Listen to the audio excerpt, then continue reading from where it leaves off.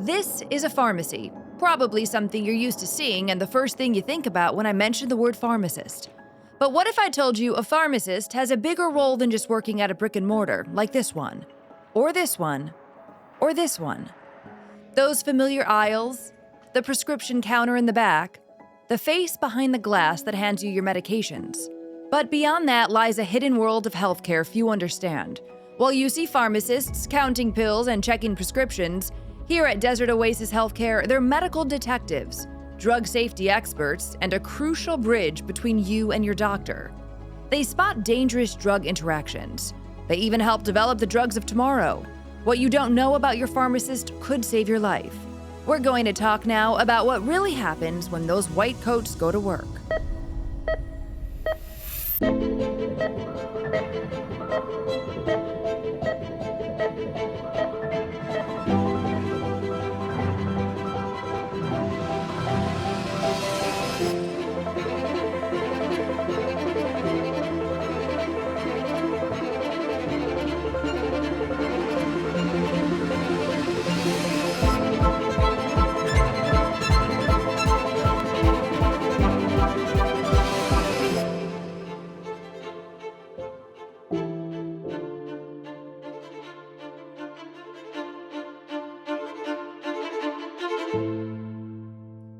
To understand more about pharmacists, we should talk a little about their history. Over the last 4,000 years, we've seen a significant evolution in the world of pharmacy. From days in the ancient past when prescriptions were recorded on a clay tablet in Mesopotamia, to today, where pharmacy is highly specialized with an advanced patient-focused foundation. Experts say, though, there is still progress that needs to be made. In order to understand what lies ahead in the future, let's start by taking a look at the past. Lindsay, the history of pharmacy is fascinating, dating back thousands and thousands of years. Take us to the origin story. What can you tell us? Well, it goes back, like you said, about 4,000 years to the Egyptians. We actually have ancient tablets that tell us about the original pharmacists taking medicinal plants from the natural world and applying them to health for the community. This was an integral part of society and the community back then, at that point. Oh, absolutely. These were people that were trusted by the community. They knew where to find these medicinal agents and how to prepare them. Flash forward to, let's say, the 50s. There was a point, and I found this interesting to learn, that it wasn't as specialized as it was now. A doctor and a pharmacy, they kind of all did the same thing. Can you explain that a bit? Yeah, we can even go back further than that to the 18th century, where physicians and pharmacists were one and the same. And that's the point at which they started to diverge and become two different professions. When you think of the healthcare system, it's really complicated. And you have the physician who's really understanding the diagnosis, the body's systems, and helping to determine what disease is there. And then you have the pharmacists who have access to all the information about medications, how they work together, how they might not work together, how they work in different body systems. And so to have those two areas be so specialized offers our patients so much more. It seems that people traditionally have, that relationship with their primary care physician, not with a pharmacist, so to speak, right? But have you seen these situations where people do have those relationships with the people that obviously own, are in charge of the medicine? That's such an important aspect of their healthcare. Is there a connection there? There is. Pharmacists are just very accessible. Right. When you look at the number of pharmacies in the US and access that people have to them, there's more pharmacies than Starbucks. It's crazy to think. I mean, right everywhere you turn, there's a Starbucks, but that just shows how many pharmacists are really out there in our communities. They're there, they're available, they're constantly behind the counter, ready for questions, and that's our bread and butter. Talking to patients, giving them advice, helping them understand their medications. And as time moved on and we gained a little bit more of an ability to manage patients at the pharmacy level, we start to see things like vaccinations happening. And pharmacists are actually the #1 vaccinators in the country. Our department is called PHARM, but it's Population Health and Prescription, which is the little RX symbol, management. When I started at Desert Oasis way back in 2005, I was the first pharmacist, so seeing the team as it's developed today is really like seeing a dream come true. But all of this was about helping people make sure that with a medication that had such value, it started with anticoagulant medication. Many people know if they've been taking Coumadin or warfarin, many people take this medication. That was the first thing we started working on because there was a narrow window between what was beneficial for you in preventing stroke and then also the adverse effect, which is a risk of bleeding. We started with one collaborative practice agreement that we were working on with anticoagulation. And what was great with that is there became more attention on the notion that not controlling your chronic condition really leads to a lot of issues for patients. So a lot of hospitalizations that can be prevented, a lot of deaths that could be prevented. So we started to look at what are other conditions that aren't being controlled as well, that perhaps some help with a pharmacist in between doctor visits could be helpful. So the next part of that was diabetes and hypertension, hyperlipidemia. Those were the three elements that our physicians started to say, well, if the pharmacists are helping with anticoagulation, maybe there's more they could help with diabetes. And talking about access, at Desert Oasis, we are working as a team with our physicians, a deep investment in this. We have over 30 pharmacists working on our team, so it's a very huge benefit to our members. But these things are happening, all over the country, and your pharmacists, accessible 5 minutes away, as Lindsay said, there's more pharmacies than Starbucks. They are the most accessible healthcare professional, and that's part of what a lot of our pharmacists are in advocacy, that making sure that people have access to that expertise, because they can do a lot to help patients that might not be being realized in other places as much. Pharmacists play a critical role in the healthcare system by ensuring patients use medication safely. While prescriptions can save and change people's lives, responsible and informed use is imperative because it can not only prevent negative side effects, but it often can mean the difference between life and death. Pharmacist-patient relationships are more important than ever before because knowledge is power, and while they manage and monitor your medication plans, pharmacists can also provide significant education to help you achieve your health goals.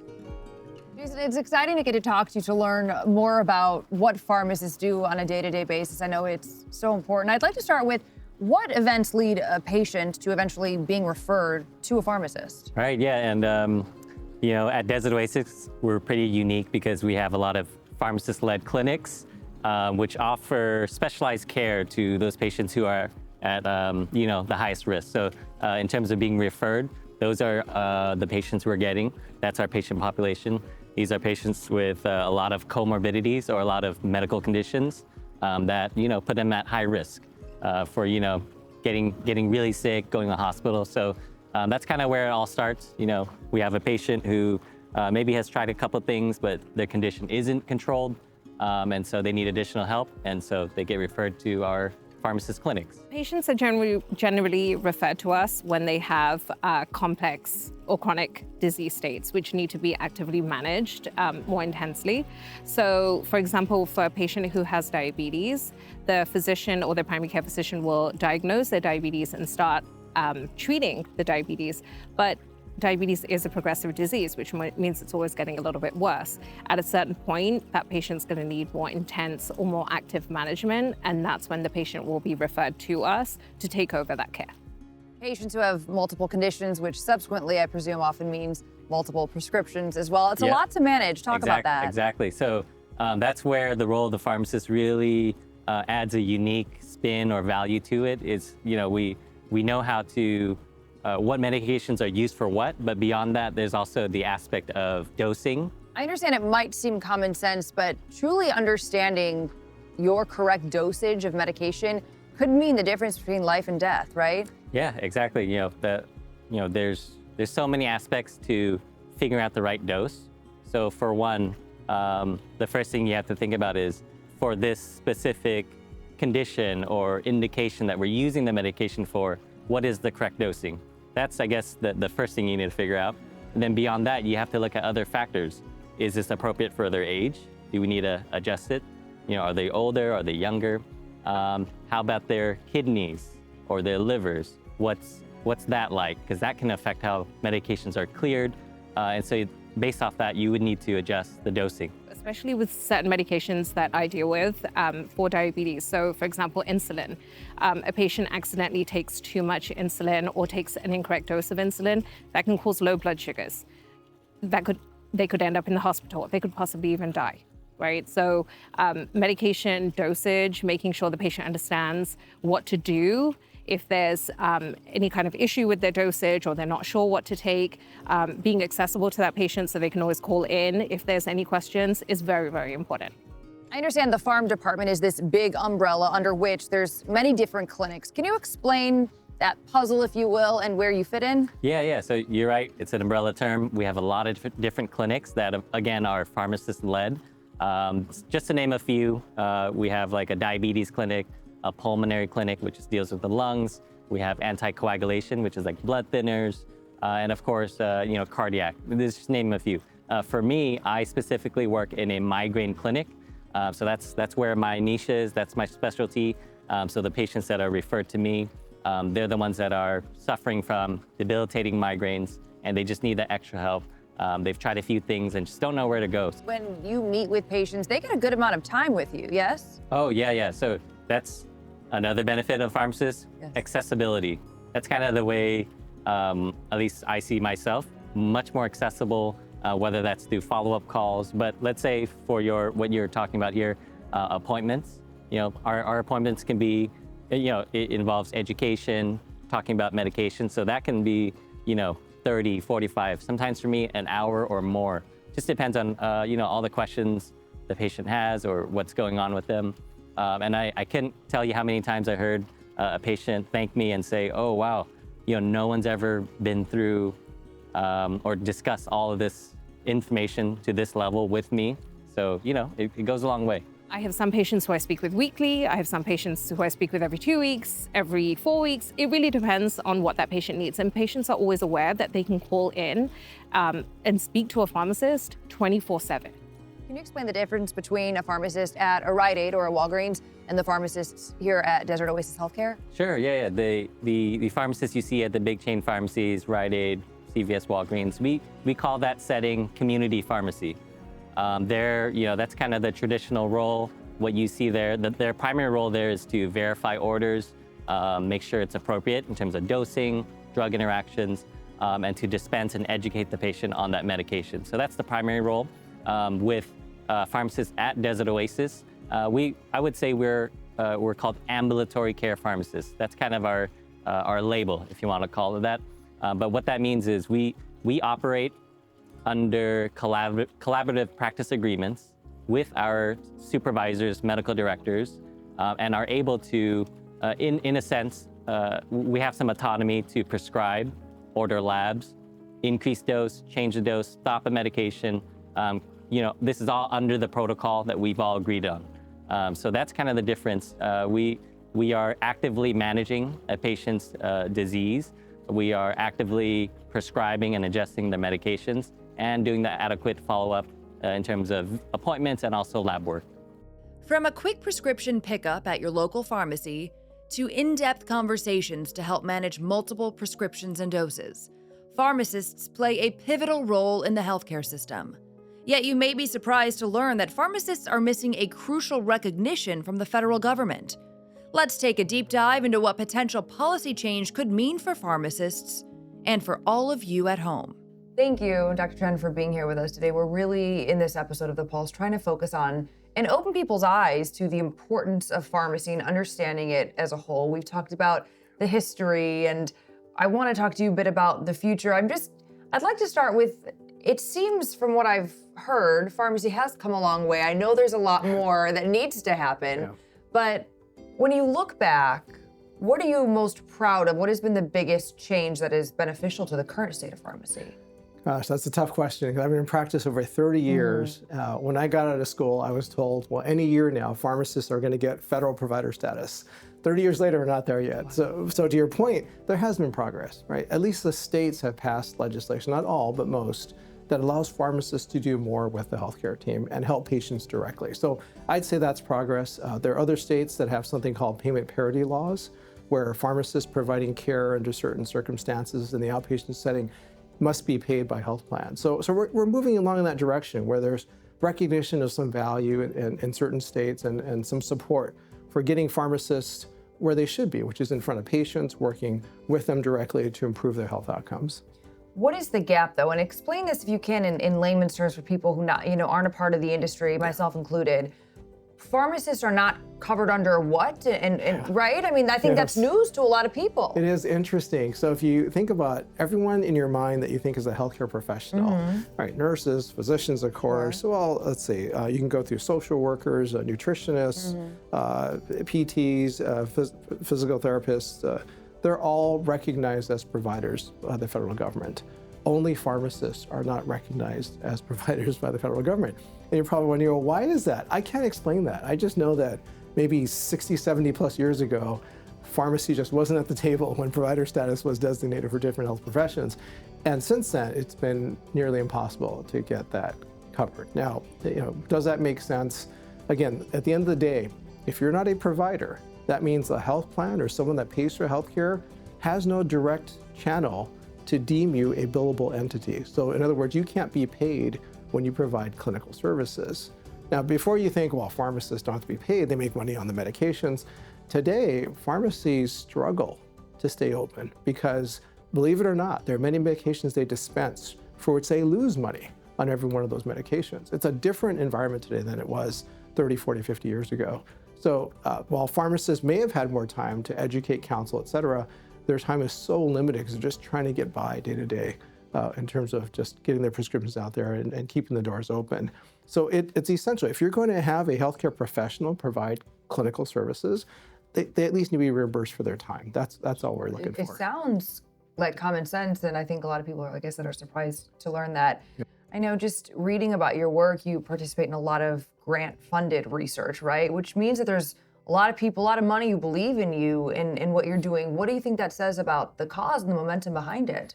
I think you're right. You don't get grant money unless you have something that people think is valuable and sustainable. So that is the good news. I think the challenge becomes, and we got a very big grant at one point, $12 million from the government. We thought, this is going to be the end game. The government's paying for this. If we show value, they're going to turn around and say, okay, we're going to change legislation and policy to support pharmacists doing this work. At the end, they didn't, even though we had good results, because they said this was, in a sense, startup money for you to figure out how to sustain it yourselves. So I think in an optimistic view, yes, there's interest in supporting this work. The challenge remains that we, those of us involved in it, need to find those alignments with payers, with health systems that will allow this work to continue to sustain and scale up. I always like trying to make things relatable and understandable for people at home. I'm curious, bring it down to the street level. If there comes a day when pharmacists are federally recognized and supported, as you hope to achieve, how is that better for patients, for people? Okay, that means that when a patient goes to see their provider for whatever chronic conditions they have, that provider can say, okay, we're struggling to get your diabetes, high blood pressure, asthma, you name it, under control. Well, we have a pharmacist that can help you do that. They'll spend time with you to make sure you understand your medications, how they help with your condition, make sure you don't run into side effects, adjust the doses for you so you get control of the disease in the end. That becomes a very viable and widespread practice that's available to patients. Simple example, in Washington State, they passed a law that allowed pharmacists to get paid in the outpatient setting for these services. They have since quadrupled the number of pharmacists that are practicing and partnering in medical clinics with physicians. Giving people better access to this. Access to a service that is essential. Yes, right? We talked about just in this episode of the people we interviewed, pharmacists themselves explaining how dosage, oftentimes it could be between life and death, the difference, right? And there's really you can't underscore enough how important pharmacists are, especially for people who have all these chronic illnesses. And we all know parents, grandparents who have so much medication, and it's intimidating for families. It is. Certain drugs will save your life if you have heart failure or other conditions. If you're not taking the right dose, it's not giving you that benefit, and that's a big deal. For people who are following this now and get extra interested just throughout this episode, I'm curious, what are some of the next steps in policy change? It looks like what's coming next, at least for California, is something called a standard of care law. And what that means is if you look at nursing, medicine, their law is not all about each thing they can do, but it's about the scope of work that they're permitted to do, right? Kind of makes sense, right? Yeah. You can't itemize everything that they do, Sure. not possible. Well, guess what? Pharmacists' current law in California is a menu of what they can do specifically. So good example, pharmacists can immunize in outpatient pharmacies in California. If there's a new vaccine that comes in, well, they can't do that one because it's not on the current list of what they can do, which again, makes not much sense. Now that's slowly changing and evolving, but that was one that's sticking for a long time. So what we're trying to do, and when I say we, I mean faculty here at the USC Mann School of Pharmacy, California Pharmacists Association, other groups across the state, is push forward with a standard of care law for pharmacy. Basically saying, this is what a pharmacist does, a pharmacist practitioner does, right? So keeping it simple, not making it menu-based, that would make it so that it would allow us to do more clinical and collaborative practice without having to stop every time there's something new that comes up. I'm curious, pharmacy laws, do they protect patients, and if so, in what way? Yeah, good question. The Board of Pharmacy's primary responsibility is the safety of patients, simple as that. So when we talk about modifying laws, they need to look at it and say, okay, does this continue to put patient safety first? And they won't pass a law like the standard of care law I mentioned unless it does. And the good news is that they are supportive in principle of it. So end of the day, yes, absolutely do. I know Desert Oasis Healthcare is ferociously passionate about pharmacy. They have this farm department, as you're well aware of. Yes. Fantastic, yeah. What are your thoughts on what they're doing to advance the cause? They've been on this because of their great leadership. I think it's a combination of great pharmacy leadership and medical leadership that can see how team-based care is better for the patient and it's better for the outcomes of the organization. So they've always looked, I think, at gaps in healthcare quality. In other words, where are patients not being well controlled in various disease states or conditions, or where are we struggling with patients having side effects or major safety issues, and by sort of tackling that low-hanging fruit or the biggest issues, they've been able to show successes, and by showing those successes, create more opportunities for pharmacy. So I think they're a great example, really a role model example of what a best practice can look like. Dr. Hoffing, it's been a really important conversation that we've had with quite a few medical professionals so far to help the community understand what pharmacists actually do, their role, because I think it's different than what a lot of people see or interact with every day. Why is it so important for the community to understand the role of pharmacy? Well, the pharmacists add tremendous value to the patient's care. Primary care physicians have a lot on their plate, and they try to manage chronic disease patients, but a lot of times what happens in between visits without that pharmacist input and kind of monitoring to the patient and making sure they're taking the medications and understand their medications and are on the right medications, the patient would come back to the doctor, and those 2 or 3 months in between, there'd be kind of a degrading of the experience of their healthcare and kind of staying on their medications, and so it really adds a lot of value to the practice. For Desert Oasis Healthcare patients, if they're in a program with our clinical pharmacists, then they can get their pharmacist anytime they need to. They can call them, they can get answers to their questions. They can, if they're having a problem with a side effect or dosing or getting their medicine or paying for their medicine, they have somebody other than the physician to contact as part of that healthcare team. The farm department here at Desert Oasis Healthcare, I know the team's extremely proud of it. I understand it's very unique. What do you think is so special about what DOHC is doing in the pharmacy space? Well, we use pharmacists to the height of their licensure. And so we are able to have pharmacists really participating right there with the physicians in terms of making sure the patients are getting the care they need. And they just have much more time. We give them more time to take care of the patients and help the patients understand and learn about their disease and learn about the medications they're taking. So once they have that understanding, they tend to be more compliant on their medications. They tend to reach out when they have problems. And it just really lends itself to more complete care for the patient. there's a lot of people who are dedicating a lot of their life to more allowances and medical freedoms for pharmacists. What do you hope to see grow and change?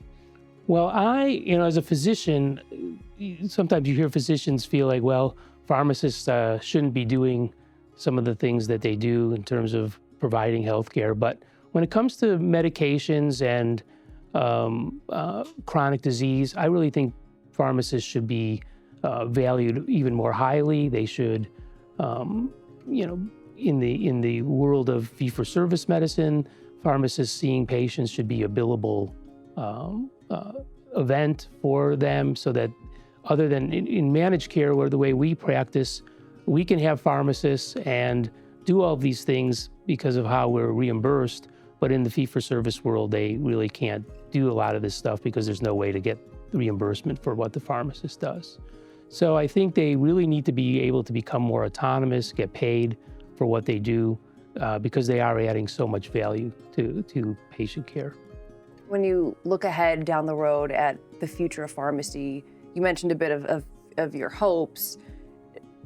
Obviously, you're at the helm of this organization, not only renowned in the desert, but revered by members and patients as well.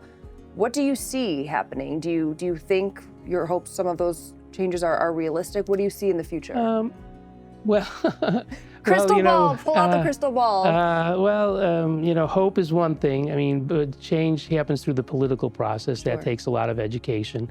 I think ultimately there'll be a realization, as there already is to a great extent, that there are not enough doctors to really take care of all the patients and their needs, especially as the population ages. There certainly aren't enough primary care physicians. And so I think there will be a political realization that to make sure patients get the care they need, that we need to elevate other healthcare professionals like pharmacists and advanced practice practitioners in status and in the way they're reimbursed, so that they can provide more care to patients. Any goals for the future of the pharm department?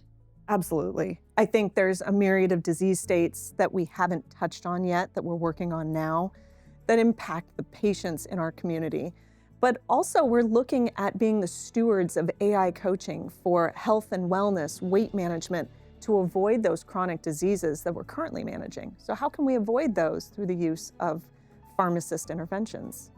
Fascinating and very smart that you're getting involved in AI, as we know that's not just the future anymore, it is the present. And lastly, before we go, your thoughts, given your expertise, goals for the future of pharmacy in general across America. Yeah, absolutely. California is on the forefront of what pharmacists can do, from collaborative practice agreements to advanced practice licensure and certification. I think we'd really like to see that across the nation and have California be just one of 50 that does this on a regular basis, where pharmacists are really a visible, important, integral part of the healthcare team. As they should be, right? Yes. Thank you.